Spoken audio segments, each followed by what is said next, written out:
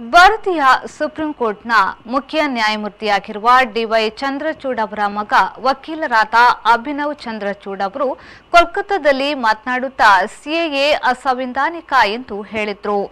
ವಕೀಲರಾದ ಅಭಿನವ್ ಅವರು ಸಂವಿಧಾನದ 14 ಮತ್ತು ಕೆಲವು ವಿಧಿಗಳನ್ನು ಉದಾಹರಿಸಿ ಸಿಎಎ ಸಂವಿಧಾನದ ಆಶಯಗಳಿಗೆ ಸರ್ವರಿಗೆ ಸಮಪಾಳು ತತ್ವಕ್ಕೆ ವಿರುದ್ಧವಾದುದು ಎಂದು ಹೇಳಿದ್ದಾರೆ.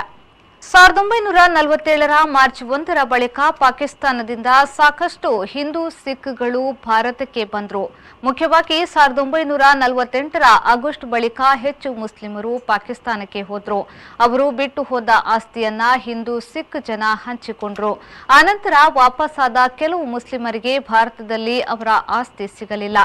ನೆಹರು ಸರ್ಕಾರವು ವರ್ಷಕ್ಕೆ 2000ದಷ್ಟು ಮಂದಿಗೆ ಮಾತ್ರ ಹೊಸದಾಗಿ ಪೌರತ್ವ ನೀಡಲು ಸಾಧ್ಯ ಎಂದು ಸಂವಿಧಾನದ ರೀತ್ಯ ಹೇಳಿತ್ತು.